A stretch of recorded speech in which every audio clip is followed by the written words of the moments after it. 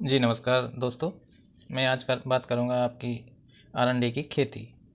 आरंडी की खेती के लिए हमें जो है विभिन्न प्रकार की शस्त्रक्रियाओं को ध्यान में रखा जाता है, जैसे कि आपका भूमि का चुनाव, तैयारी कैसे करते हैं, किस्म कौन कौन सी है आरंडी की। इसके बाद में आपका बुवाई का समय, बीज दर, विधि, अंतर्वर्ती फसलें, उर्वरक की मात्रा, निदाई गुड़ाई व सिंचाई, और प्रमुख कीट और रोग, इस फसल में कौन कौन से प्रमुख रोग और कीट लगते हैं, इनसे संबंधित आपको एक एक करके बात करेंगे। जिसमें सबसे पहले जो है आपका भूमि जो है लगभग सभी प्रकार की ज़मीन में जो है अरंडे की खेती कर लेते हैं। इसके लिए उचित जल निकास की व्यवस्था हो और पीएच मान 5.5 से 7.5 हो। इसके बाद हम बात करते हैं आपका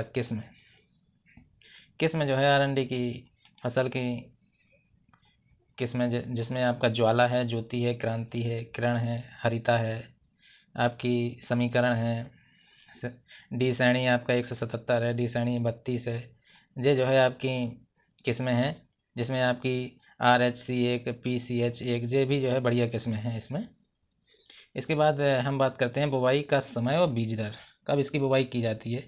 रबी के मौसम में अगर आप बुवाई करते हैं तो सितंबर अक्टूबर में, और गर्मी के मौसम में अगर आप बुवाई करते हैं तो जो है जनवरी के माह में।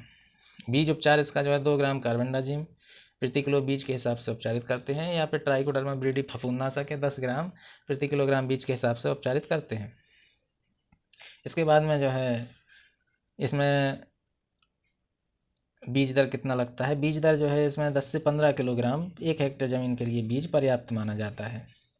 बुवाई का समय, बुवाई की विधि या तरीका, जिसमें वर्षा के समय में जो बुवाई की जाती है 90 × 60 सेंटीमीटर इसकी दूरी रखी जाती है, पौधा से पौधा और लाइन से लाइन की दूरी। और सिंचित क्षेत्रों में 120 से 120 × 60 सेंटीमीटर दूरी रखी जाती है।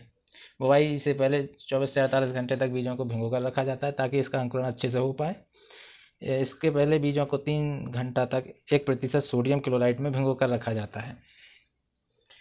इसके बाद हम बात करेंगे अंतर्वर्ती फसलें क्या होती हैं। अंतर्वर्ती फसलों में आपकी अरंडी के साथ में कौन कौन सी फसलें लगाई जा सकती हैं, जिसमें आपका अरहर है।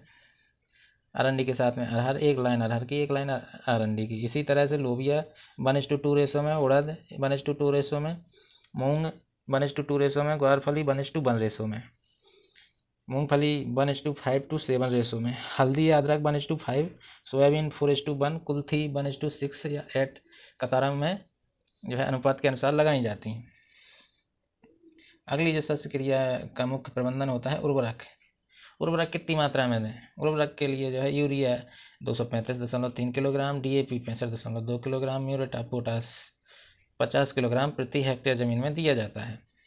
अगला जो इसकी जो है शस्त्र क्रिया में निदाई गुड़ाई और सिंचाई, इसको जो है एला क्लोर 1.25 किलोग्राम प्रति हेक्टेयर के हिसाब से दे सकते हैं अंकुरण से पहले, यानी बुवाई के 1 से 3 दिन या 4 दिन के अंदर। इसके बाद बूंद बूंद सिंचाई, अगर अपन टपक विधि से करते हैं सिंचाई तो 80% तक पानी की बचत होती है और कम पानी में ज़्यादा क्षेत्र को सींचा जा सकता है। अगला जो हम बात करेंगे प्रमुख कीट। अरंडी की फसल में कौन कौन से मुख्य कीट लगते हैं, जिसमें आपका पहला जो कीट आता है लीफ माइनर का। इस तरह से आप देख सकते हैं लीफ माइनर से इस तरह से इसका जो लीफ माइनर का एडल्ट होता है, और लीफ माइनर में पत्तियों पर सांप जैसी संरचना बन जाती है, क्लोरोफिल ख़त्म हो जाता है। इसके नियंत्रण के लिए आप जो है नीम की खली का अर्क 5% या ट्राइजोफास 2.5 ml प्रति लीटर के हिसाब से छिड़काव कर सकते हैं। इस तरह से आप देख सकते हैं ये लीफ माइनर होता है, इसका प्रभाव पड़ता है। अगला जो आपका कीट आता है सेमी लूपर इल्ली होती है, सेमी लूपर इल्ली, जो आपका इस तरह से जो है सेमी लूपर इल्ली का दिखाई देती है, इस तरह से होती है। इसका एडल्ट ये होता है, पतंगा सा दिखता है। इसके नियंत्रण के लिए आप जो है कार्बोरिल का उपयोग कर सकते हैं। 1000 लीटर पानी में 2 किलोग्राम प्रति हेक्टेयर कार्बोरिल, 50 WP वाला, WP यानी वेटेबल पाउडर, या नीम का अर्क आप उपयोग कर सकते हैं 5% या नीम का तेल 2%। इसी तरह आपका अगला जो कीट देखने को मिलता है स्लग। आप देख सकते हैं सिलक इस तरह से दिखता है। अरंडी की फसल में एक एक कीड़ा है जिसको सिलक के नाम से जानते हैं। इसके नियंत्रण के लिए आप जो है क्लोरोपाइरीफास या क्यूनोलफास 2 ml प्रति लीटर पानी के हिसाब से दे सकते हैं। अगला जो कीट आता है आपका बूरर। जैसा कि आप देख सकते हैं इस तरह से बूरर का लार्वा है। ये आपका ऐसा अरंडी के इसमें फूल फल में दिखता है। ये जो है इस तरह से नुकसान देखने को मिलता है। ये अरंडी का कैप्सूल बूरर के नाम से जाना जाता है। इसके लिए आप जो है 2 किलोग्राम कार्बोरिल 1000 लीटर पानी में मिला करके 1 हेक्टेयर ज़मीन के लिए पर्याप्त होता है। इसी तरह जो है आपका अगला कीट देखने को मिलता है। ये आपके इतने कीट जो है कंप्लीट हो गए, जो इसमें मुख्य कीट होते हैं जो फसल को प्रभावित करते हैं, आर्थिक हानि पहुंचाते हैं। इसके बाद हम बात करेंगे प्रमुख रोग है। इसमें रोग में सीडलिंग ब्लाइट आता है। इस तरह से पौधा झुलस जाता है सीडलिंग ब्लाइट में छोटी अवस्था में, जब पौधा छोटा होता है। इसके लिए आप कॉपर ऑक्सीक्लोराइड 3 ग्राम प्रति लीटर या मेटालेक्जिल 2 ग्राम प्रति लीटर के हिसाब से दे सकते हैं। अगला जो आपका प्रमुख रोग है अल्टरनेरिया ब्लाइट। अल्टरनेरिया ब्लाइट आपको इस तरह से देखने को मिलेगा। ये जो आप देख सकते हैं स्पॉट, इस तरह से स्पॉट बन जाते हैं अल्टरनेरिया ब्लाइट में। इससे जो है फसल का नुकसान बहुत ज़्यादा होता है।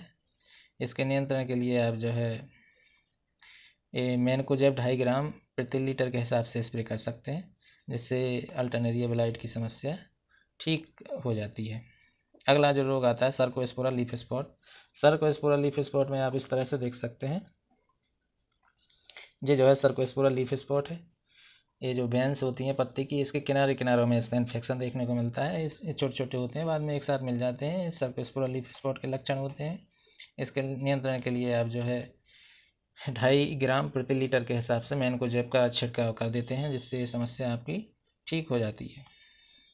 अगली जो समस्या आती है बिल्ट की। आप देख सकते हैं इस तरह से पौधा पूरा सूख जाता है, जिसे अपन बिल्ट के नाम से जानते हैं, उकटा। इसके नियंत्रण के लिए आप जो है ट्राइकोडर्मा ब्रीडी 2.5 किलोग्राम प्रति हेक्टेयर के हिसाब से आप दे सकते हैं, 50 किलो गोबर की खाद में मिला करके खेत में। जी, इस तरह से आपका ये रोग आपका कंप्लीट होता है। इसके बाद में बात करेंगे हम इसकी उत्पादन क्षमता। उत्पादन क्षमता में आपका ये पैदावार 1146 किलोग्राम प्रति हेक्टेयर उत्पादन होता है इसका, यानी 11 क्विंटल 46 किलो। जी, इस तरह से जो है हम अरंडी की फसल का कीट, प्रमुख रोग तथा इसकी सस्य क्रियाओं को ध्यान में रखते हुए प्रबंधन करते हैं। अगर आपको इसमें किसी प्रकार की जानकारी चाहिए तो आप इस नंबर पर संपर्क कर सकते हैं या फिर कमेंट में जानकारी प्राप्त कर सकते हैं। जी, धन्यवाद।